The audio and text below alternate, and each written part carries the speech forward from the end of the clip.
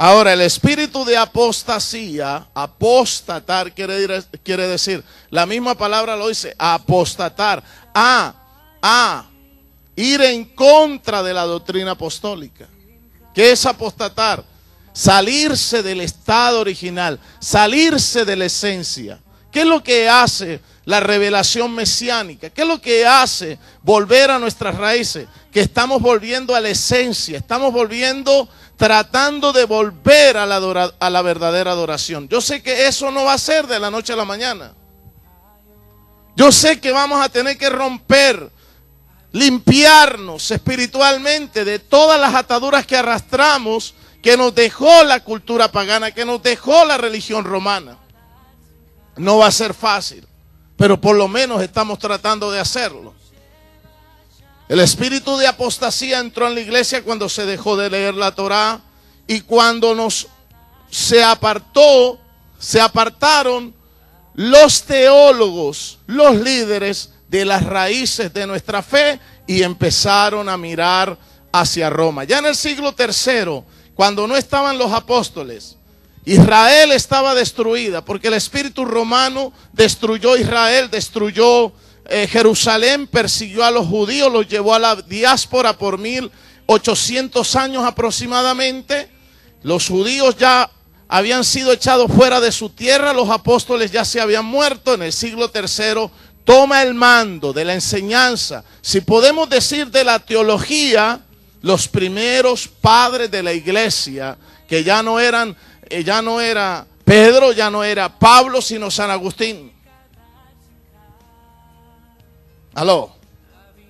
Ya no era Jacobo, sino Crisóstomo. Y estos hombres ya no eran judíos, eran gentiles. Ya eran gentiles. Y acuérdense que la vara el Señor se la dio a Judá. Ya no eran judíos los que enseñaban, los que daban la doctrina apostólica. Ya empezaron a entrar los gentiles, los teólogos del siglo III, y estos venían del imperio romano, venían de las culturas paganas, eran gentiles. El mismo San Agustín era maniqueísta. Muchos venían del culto al sol, muchos venían del mitraísmo. Eran paganos que habían aceptado al Mesías, pero introdujeron su paganismo en medio de la iglesia, la contaminaron y la teología se fue enredando con la política del imperio y apareció una mazamorra y se fue mezclando, se fue haciendo un caldo de cultivo que luego Constantino la revolvió y apareció en el siglo V lo que hemos conocido como la Iglesia Universal Romana. Y Pablo ya había profetizado esta mezcla. Pablo ya había dicho que la doctrina se iba a desvirtuar y se iba a salir de Jerusalén y se iba a ir hacia el imperio. Se iba a ir hacia el imperio, iba a perder su estado original. ¿Qué es lo que está diciendo el Señor? Restauraré el tabernáculo caído de la casa de David como en el antiguo tiempo. Nosotros estamos aquí con un diseño, con una manera de adorar que para muchos es extraño, porque el prototipo y el modelo de adoración que conoce la gente son dos escuelas nada más, la escuela católica y la escuela evangélica. Pero ambas están torcidas, ambas están corrompidas. El protestantismo comenzó muy bien, pero se corrompió, se politizó. Sus altares están llenos de políticos, sus altares ya son un negocio, sus altares se transformaron en pequeñas maquinarias religioso-políticas y los pastores se han corrompido. Y la verdadera adoración, lo que el Señor quería hacer con la reforma protestante, se ha desvirtuado. Porque siempre que está el hombre, siempre hay la tendencia que las cosas se corrompan. Entonces el Señor tiene que estar mandando profetas para estar restaurando la verdadera adoración. Yo no estoy diciendo que en el protestantismo no hubo moveres que fueron divinos, no hubo hombres, ni aún y aún sigo considerando que dentro de ese mover todavía hay grandes hombres que predican grandes verdades, pero ahí no está la verdadera adoración.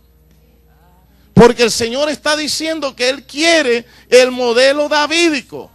Y hasta que no consigamos el modelo davídico y restauremos sus portillos, el Señor no va a estar conforme con lo que se está haciendo en estos dos milenios. Dice la palabra que antes que venga el Mesías, ¿está escuchando? Antes que venga el Mesías, Él nos tendrá que mandar la unción de Elías para restaurar el altar y para restaurar lo davídico. ¿Cuántos aplauden su nombre? Pablo estuvo profetizando, hablando que Roma iba a intervenir en la doctrina. ¿Me está escuchando? Que Roma se iba a atravesar, que el papado iba a aparecer e iba a corromper la verdadera adoración apostólica. Porque los apóstoles, el deseo de los apóstoles era, ellos intuían que la era mesiánica había llegado. Los apóstoles decían, se está cumpliendo. El Señor quiere restaurar el tabernáculo caído de la casa de David.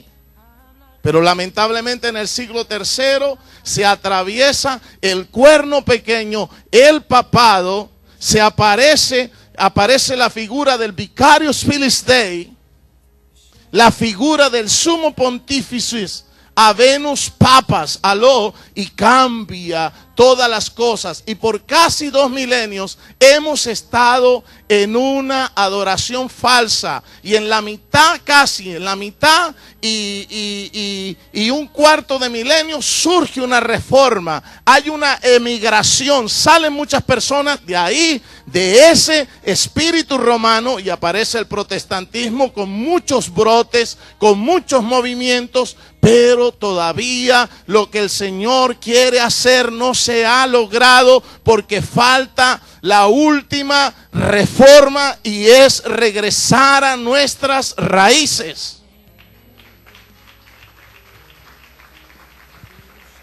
Y dice Pablo, según de Tesalonicenses capítulo 2, verso 7, Pablo dice que ya está obrando el misterio de la iniquidad. Quiero que preste atención, porque muchas veces usamos el léxico y ni aún el léxico lo sabemos entender, o la etimología de las palabras.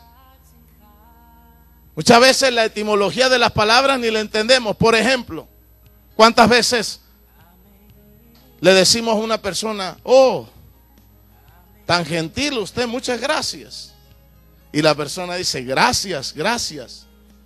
No hay de qué.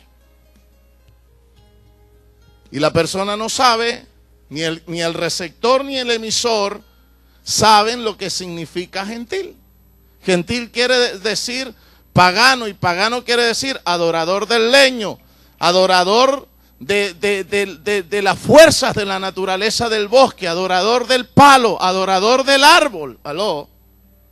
Cuando yo le digo a usted pagano, le estoy dando a entender que usted adora el arbolito, que usted todavía no ha encontrado la verdadera adoración. En pocas palabras, que usted es un bárbaro. En pocas palabras, un bárbaro es aquel que es un corroncho, un naco, un iletrado, un atrasado, una persona que no está culturizada ni civilizada. ¿Aló? Hay tantas definiciones etimológicas. Por eso Pablo dice, ustedes como olivo silvestre. Ahí Pablo me ofendió.